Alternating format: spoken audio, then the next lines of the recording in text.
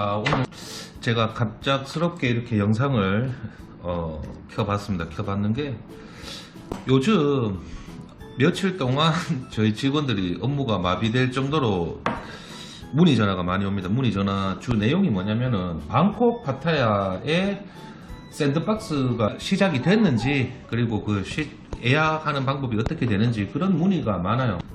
그래서 저희 직원들이 지금 정신이 없습니다. 뭐 그런 상담 전화가 너무 많이 몰려오고 있어가지고 사실 이 샌드박스에 관련된 뉴스가 카더라 뉴스도 굉장히 많습니다. 태국 정부에서 어떤 공식 발표보다는 어떻게 할 계획이 있다, 어떻게 할 계획이 있다, 이런 뉴스를 가지고 연락이 많이 오시는데, 사실 방콕 파타야가 10월 1일부터 샌드박스 시작을 할 수도 있다라는 그런 정부의 발표는 이미 몇 달 전에 있었습니다. 몇 달 전에 있었고, 그런데 이제 그 시기가 이제 10월 1일이 이제 가까이 오니까 이제 그게 더 부각이 되는 것 같아요. 근데 지금 확실한 거는 태국 정부에서 정확한 발표는 아직 안 나왔습니다. 안 나왔고요. 저희한테 연락 오시는 고객분들한테도 항상 그렇게 말씀을 드려요. 아직 태국 정부에서 정확한 발표가 나온 게 아니라고.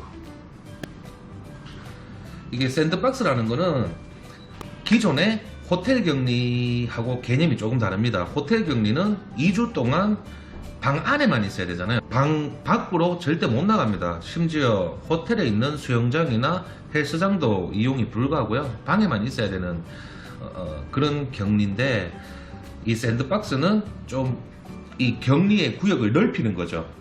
그래서 일정 지역에만 머무를 수 있게 한다는 그런 프로그램인데, 예를 들어서 호텔에서 격리를 하는 게 아니라 그 지역 안에서 자유롭게 이동을 할 수 있는 거죠. 지금 이거를 시행하고 있는 지역이 푸켓 그리고 사무이가 이 샌드박스 프로그램을 실시를 하고 있고요.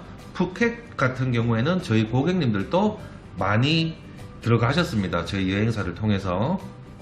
현재는 푸켓하고 사무이만 샌드박스 입국이 가능합니다. 현재는. 그리고 일주일을 그 격리 지역을 못 벗어납니다. 푸켓이면 푸켓, 사무이면 사무이. 근데 일주일 격리 후에 나머지 일주일은 그 인근 지역인 팡아낭, 끄라비, 수라타니 이런 데는 또 여행을 다닐 수가 있어요. 그래서 일정 지역을 격리 지역으로 묶는 그런 프로그램인데, 좀 전에 말씀드렸다시피 기존의 샌드박스 계획이 10월 1일부터 방콕 파타야 실시한다는 계획은 원래 있었습니다.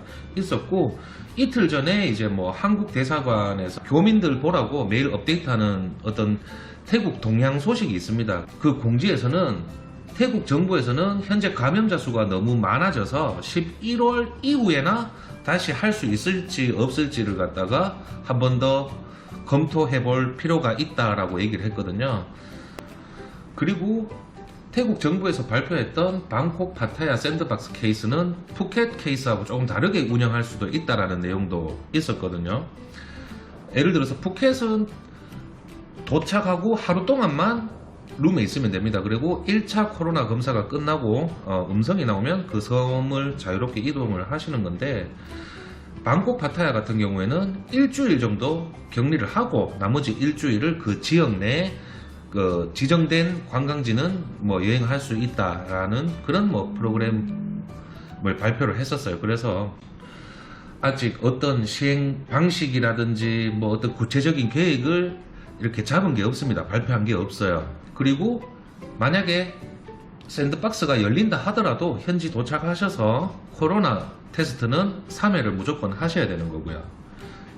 저희가 고객님한테 정보를 전달하거나 어떤 이런 업무를 볼 때 정말 힘든 게 뭐냐면은, 이 태국 정부가 무슨 정책을 발표를 하고 시행을 하는데 깜빡이도 안 켜고 들어와요. 정말 깜빡이 안 켜고 들어오는 게, 갑자기 내일부터 이렇게 시작할 거야, 이런 계획으로 할 거야, 이거를 하루 전에 발표를 해요. 보통 뭐 빠르면 2, 3일 전에. 깜짝이야, 깜빡이 좀 켜고 들어와라 좀.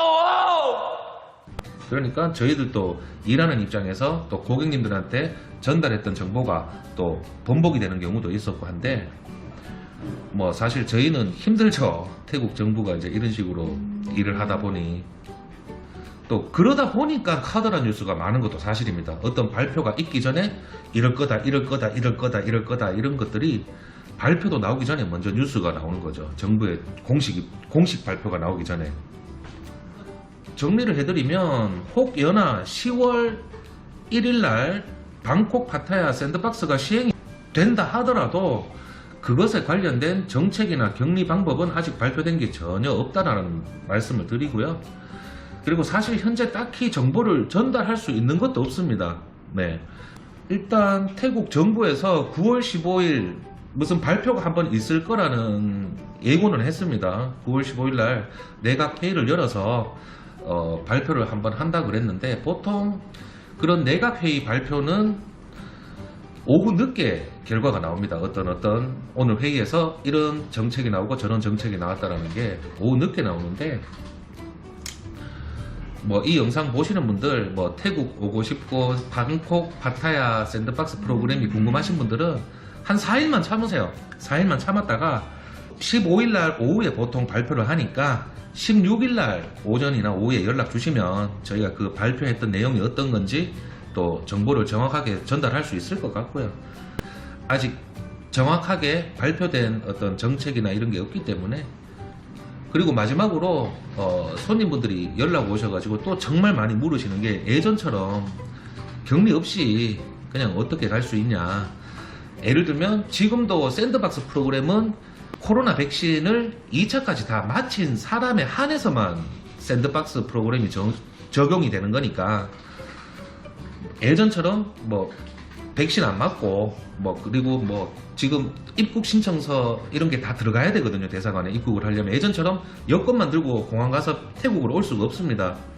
그러니까 예전처럼 어떻게 풀리는 건 어떻게 되겠냐, 입국이 자유롭게 언제부터 되겠냐 이런 질문을 많이들 하세요. 정말 많이들 하시는데 이런 문의들 하시는 분들은 보통 뭐 3박, 4박, 5박 이렇게 굉장히 짧게 여행을 오고 싶어 하시는 분들이 그런 문의를 많이 하시는데요. 태국 정부에서 발표를 했는 게 올해 안에는 예전처럼 정말 이렇게 여권, 비행기 티켓만 가지고 태국으로 올 수 있는 어떤 그런 개방은 없을 거라고 못을 받았습니다. 그거는 내년에 다시 생각해 볼 문제고요. 올해는 어쩔 수 없습니다. 뭐 샌드박스가 열리더라도 대사관에 입국 신청서 들어가고 입국 허가서를 받으셔야 되고요. 그래야지만이 또 들어올 수 있고 경우에 따라서는 TR 비자를 받아서 태국에 입국을 할 수 있는 그런 상황입니다. 그래서 비자를 받으시거나 그리고 뭐 무비자로 입국을 할 때 항상 저희한테 연락을 많이 주시잖아요. 기존처럼 연락을 주시면 저희 직원들이 또 친절하게 상담을 해드릴 거고요. 뭐 오늘은 급하게 이렇게 영상을 켰습니다. 전화 때문에 미치겠어요. 아주 그냥 너무 많이 전화가 와서 이런 정보를 전달해 드리고자 이렇게 영상을 켜봤습니다.